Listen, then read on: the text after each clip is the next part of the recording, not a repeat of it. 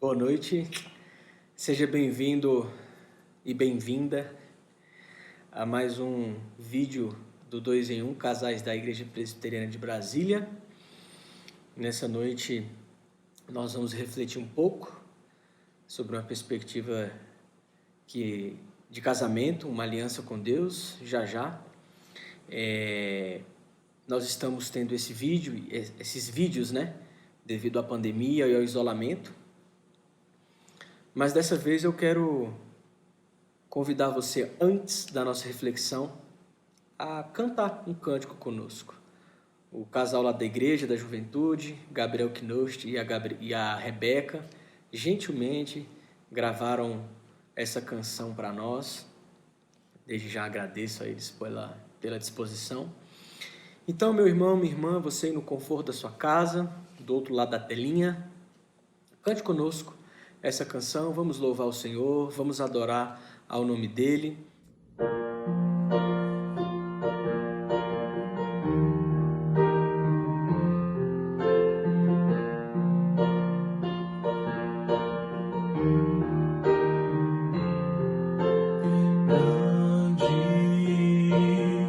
Senhor, e digno de louvor, na cidade do nosso Deus, seu santo monte, a alegria de toda a terra.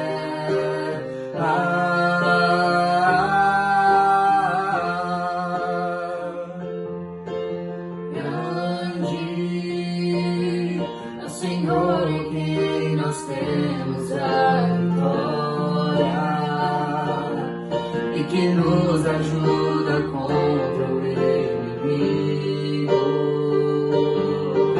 Por isso diante dele nos prostramos,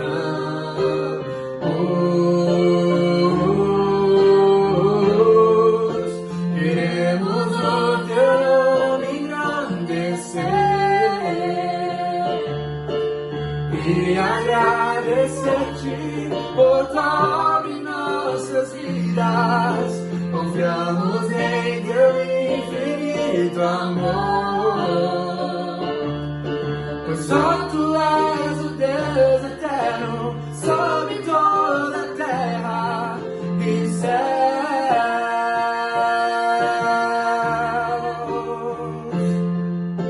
Queremos o teu nome engrandecer e agradecer-te por tua obra em nossas vidas. Confiamos em teu infinito amor, pois só tu és o Deus eterno sobre toda a terra e céu.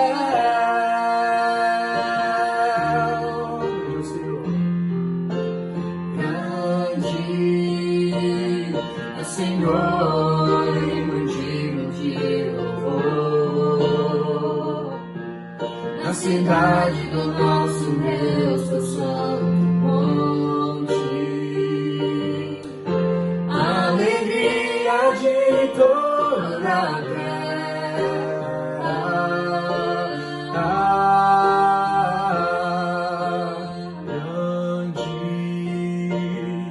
Senhor, em quem nós temos a vitória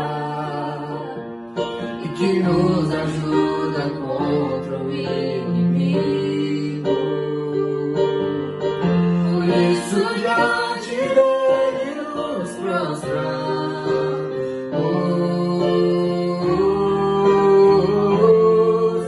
queremos o teu nome engrandecer e agradecer-te por tua obra em nossas vidas. Confiamos em teu infinito amor, pois só tu és o Deus eterno sobre toda a terra e céu.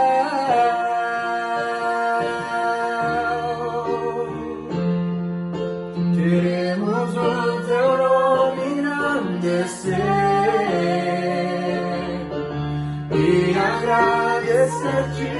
outra obra em nossas vidas. Confiamos em teu infinito amor, pois só tu és o Deus eterno sobre toda a terra. Só tu és o Deus eterno sobre toda a terra. E só tu és o Deus eterno sobre toda a terra e céu.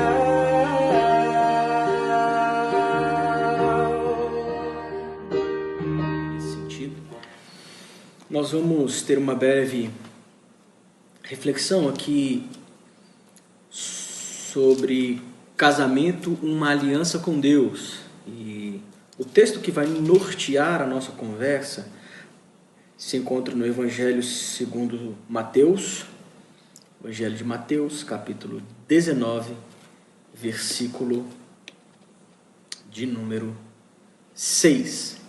Mateus 19, verso 6, diz assim a palavra do Senhor: de modo que já não são mais dois, porém uma só carne. Portanto, o que Deus ajuntou, não o separe o homem. Mateus 19, versículo 6. Nós vamos falar sobre o casamento como uma aliança com Deus. Uma pergunta fundamental que devemos nos fazer antes de refletirmos um pouco sobre o casamento é: para quem estou vivendo? De fato, eu fiz essa pergunta, lancei essa pergunta na nossa última reflexão, no vídeo A Bênção da Companhia. E para você responder essa pergunta, você precisa ser muito sincero com você. Porque a resposta dessa pergunta, ela define qual é a sua cosmovisão. E o que é uma cosmovisão? Cosmovisão é a forma que eu enxergo o mundo. Sem Cristo, eu enxergo o mundo de uma forma, mas quando eu coloco a lente do Evangelho, eu passo a enxergar todas as coisas de uma maneira nova. A cosmovisão secular, não cristã, ou seja, a cosmovisão que não é bíblica, ela é basicamente uma cosmovisão onde a moral, os desejos de um homem determinará suas crenças. As pessoas, elas primeiro escolhem a forma que desejam viver, para depois, em cima desse pressuposto ou desse desejo, construir a sua vida.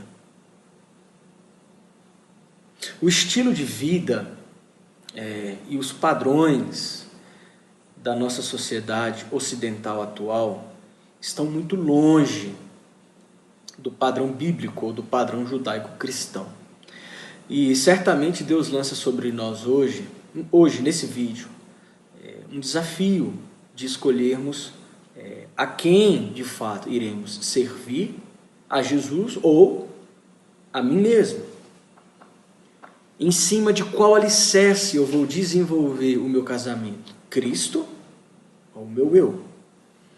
O alicerce da nossa sociedade pós-moderna, ocidental, é o alicerce da busca pelo prazer, da busca pela felicidade. E assim, a partir desse pressuposto de felicidade ou de hedonismo, de busca pelo prazer, os homens constroem as suas vidas. Craig Hill, no seu livro Casamento, Contrato ou Aliança, de 1992, ele diz o seguinte, abro aspas: se dissermos que somos seguidores de Jesus, que Ele é o Senhor e, todavia, continuarmos a abraçar os valores da sociedade à nossa volta, faremos com que as interpretações da Bíblia se conformem aos valores projetados para servirem o eu e não a Deus. Seremos, então, praticantes de iniquidade, autoenganados, pois estaremos construindo casas sobre a areia.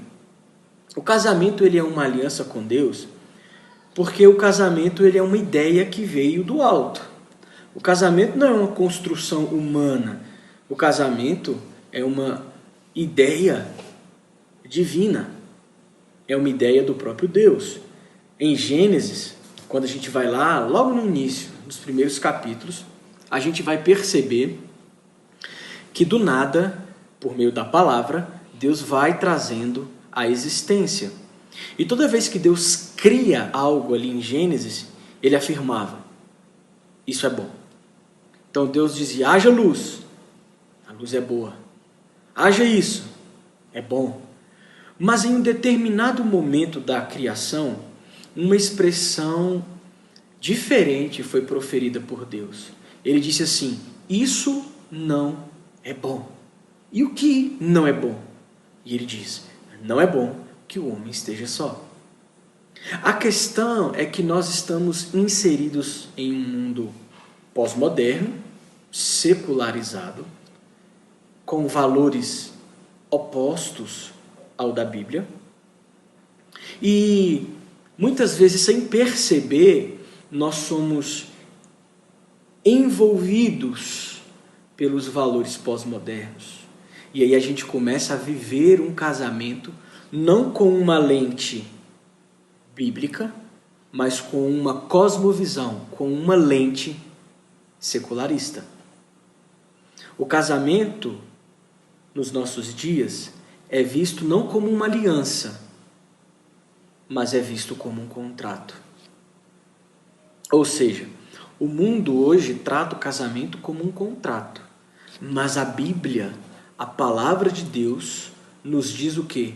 O casamento é uma aliança. Pois bem, o mundo vê o casamento como um contrato, e um contrato é o quê? É um acordo bilateral. Ou seja, é um acordo entre duas pessoas. E o elo desse contrato, desse acordo entre duas pessoas, o que mantém esse contrato vigente, unido, em vigor, é o desempenho de ambas as partes. Por exemplo, eu alugo uma casa que, aos meus olhos, é boa, satisfaz a minha família. Em contrapartida, o locador, o dono do imóvel, ele vai colocar um preço que ele entenda ser um preço justo para o imóvel que ele tem. Ou seja, o contrato é um acordo entre essas duas partes ligado, né, a um benefício para ambos. Então, se um dia eu começar a parar de pagar o aluguel, ele pode rescindir o contrato, porque não está mais sendo algo que... esse contrato não está mais satisfazendo o locador. Ou se um dia a casa começa a dar muito problema, ela não está mais suprindo as minhas necessidades, o que eu posso fazer? Rescindir o contrato. Qual o grande problema? O grande problema é que a sociedade vê o casamento como um contrato. Logo, quando o homem ou a mulher não são supridos nas suas necessidades, o casamento é rescindido, o contrato é desfeito, o divórcio acontece. Eu quero trazer um exemplo para clarear as nossas ideias aqui, que é um exemplo do Whindersson Nunes e da Luísa Sonza. É um casal famoso. O Whindersson Nunes é um comediante, faz stand-up, faz shows pelo mundo, já lotou estádios no Brasil, já lotou teatro pela Europa. Nas suas redes sociais ele tem mais de 60 milhões de seguidores. Luísa Sonza, uma cantora pop, que também é famosa, tem milhões de seguidores. Eles se casaram em 2018 e nesse ano de 2020, nas suas redes sociais, eles anunciaram o fim do casamento. Eles anunciaram o quê? O divórcio, o rompimento. E eu quero ler o texto que eles colocaram nas redes sociais, porque esse texto é o retrato daquilo que a nossa sociedade entende como casamento. Eles dizem assim, bom, e eu vou ler de forma literal, então eu peguei das redes sociais deles e coloquei aqui. Bom, nem sabemos como explicar isso para vocês. Nós dois sempre fomos um casal inspiração para muita gente. e sabemos o peso que temos na vida de muitas pessoas. Mas precisamos nesse momento fazer com que vocês entendam que nem sempre o amor existe só quando existe casamento. A gente teve uma vida linda como casal e arriscamos dizer que quase perfeita. Tão perfeita a ponto de entendermos que existe um momento que é preciso parar para não estragar o que foi realmente lindo. Decidimos não ter mais uma vida de casal, mas jamais terminar o nosso relacionamento, entre aspas. Estamos nos separando para a maioria das pessoas, mas a verdade é que só estamos terminando uma fase. Acabando sim o casamento, mas jamais o amor, carinho e respeito um pelo outro. Nos amamos e admiramos muito e se inspiramos um no outro a ponto de entender que às vezes a gente precisa parar. Pensamos bastante na nossa decisão e decidimos terminar nosso casamento para poder continuar tendo um relacionamento saudável, com parceria, amizade, respeito, admiração e muito amor. A gente aprendeu muito, se ajudou muito e agora precisamos seguir nossos caminhos sozinhos. Não precisam tentar procurar um motivo maior, pois não existe. A gente sabe que a partir de agora vão querer centenas de motivos diferentes, mas a única verdade é essa. A gente cresceu, mudou, evoluiu e seguimos caminhos diferentes, pelo menos por agora, e é só. E não desistam do amor, jamais. Só entendam que o amor pode ser maior do que aquilo que a gente imagina, a ponto de saber que o melhor para o amor é continuar vivendo. Com amor, o Whindersson e Luísa. Você consegue perceber aqui a cosmovisão que eu disse no início, aquela cosmovisão secular, distante da Bíblia? Eu separei 3 afirmações deles no texto. A primeira afirmação diz assim: existe um momento que é preciso parar para não estragar o que foi realmente lindo. Para a sociedade moderna, o casamento como um contrato funciona assim. Se a relação para de ser boa, a gente termina para não estragar aquilo que já foi vivido de bom. Quando o contrato não é cumprido, rescinde-se a relação contratual. Uma outra afirmação do casal no texto, eles dizem assim: nos amamos e admiramos muito e se inspiramos um no outro a ponto de entender que às vezes a gente precisa parar. Segunda vez a expressão parar, a palavra parar. Agora a grande pergunta é, se existe amor, como eles falam, admiração e inspiração, por que terminar? Porque não existe a compreensão do sacrifício e que amar, admirar e inspirar-se um no outro não é apenas quando tudo vai bem, mas principalmente amar, admirar e se inspirar um no outro por meio do sacrifício e da submissão. Uma última afirmativa do casal. Pensamos bastante na nossa decisão e decidimos terminar nosso casamento para poder continuar tendo um relacionamento saudável, com parceria, amizade, respeito, admiração e muito amor. Terminar o casamento para ter um relacionamento saudável. Logo, isso nos mostra o quê? A busca pela felicidade. O pressuposto onde esse casal começou a construir a sua relação foi qual? Felicidade.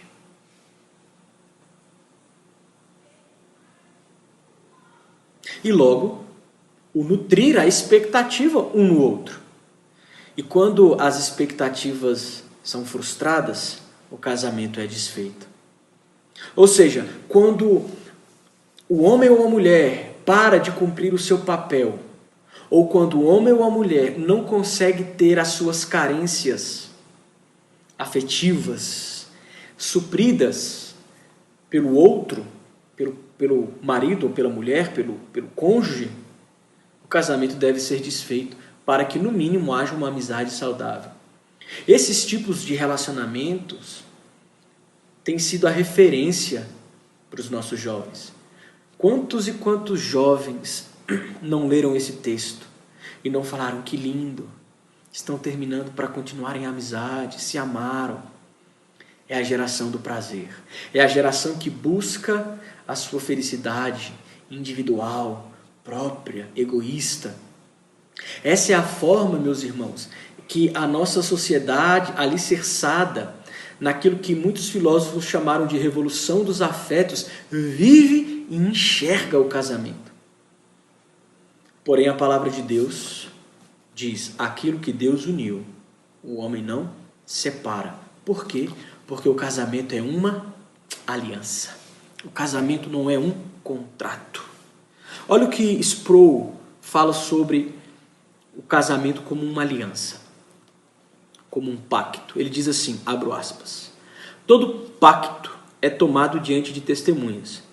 É por isso que trazemos convidados aos nossos casamentos para que eles testemunhem os nossos votos e nos considerem responsáveis por cumpri-los.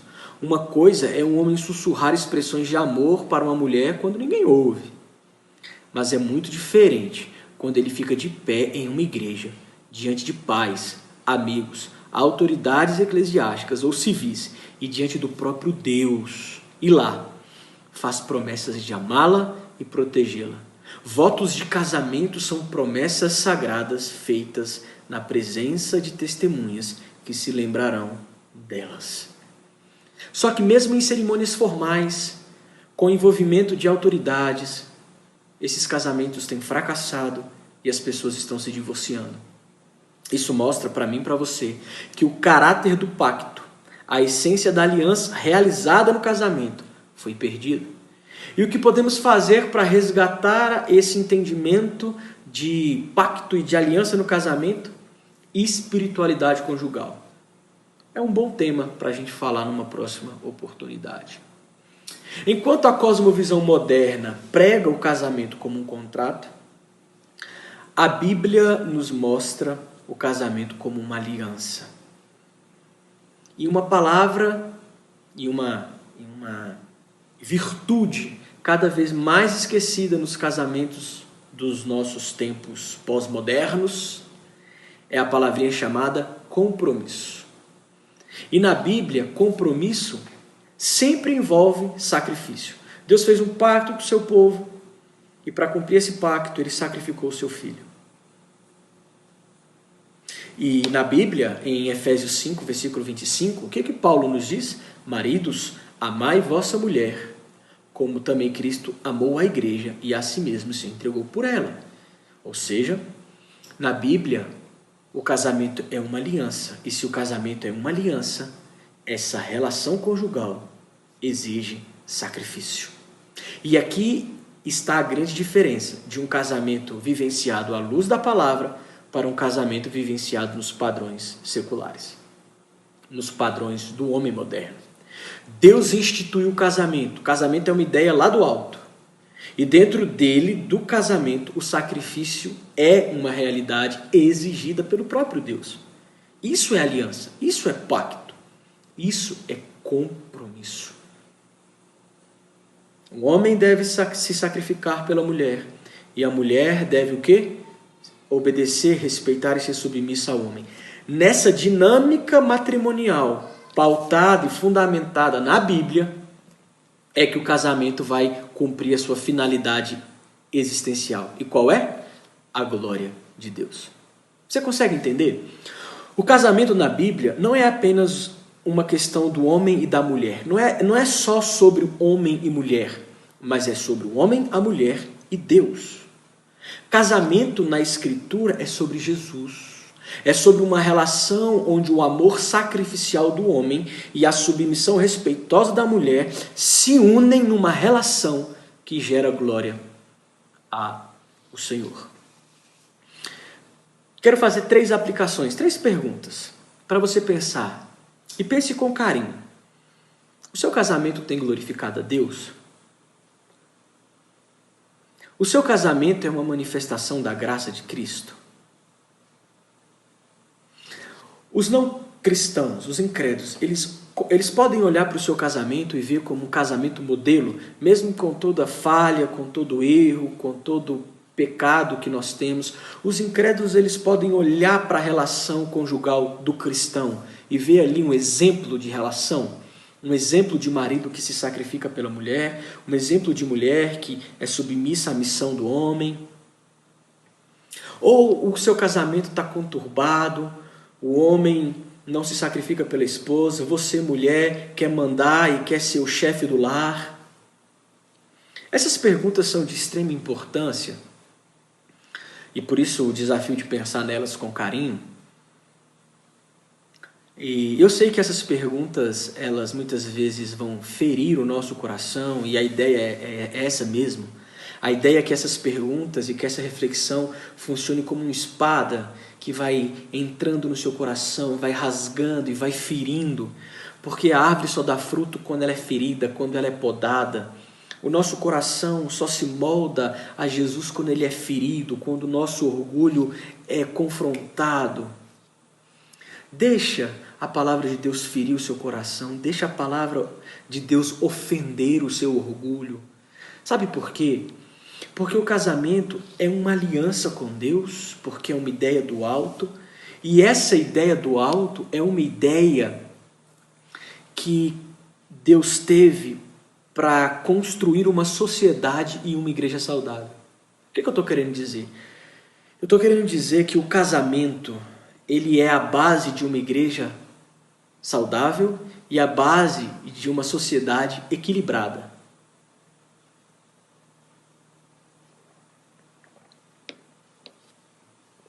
O livro de Gênesis nos mostra que Deus, em sua soberana sabedoria, decidiu construir uma sociedade a partir de um homem e de uma mulher.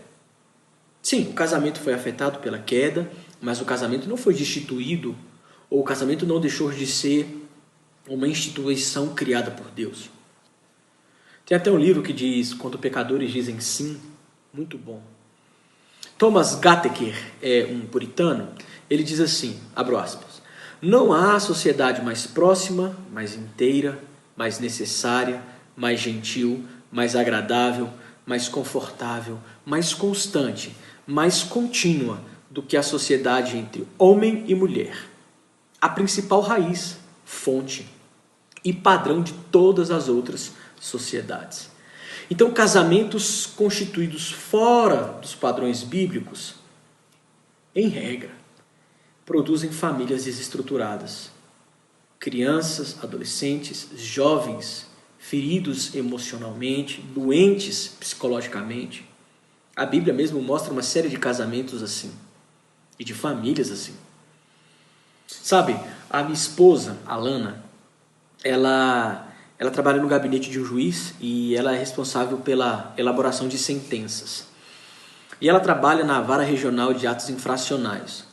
A rotina dela é lidar com crimes, né, assim, crimes realizados por menores de 18 anos, os menores infratores. E vez ou outra nas nossas conversas ela compartilha um caso ou outro e eu sempre percebo que envolve uma família desestruturada. Envolve uma mulher que foi agredida pelo marido, envolve um padrasto que abusou da criança, envolve de um homem alcoólatra ou de uma mulher drogada, envolve um filho ou uma filha que foi vítima de abuso sexual dentro da própria família.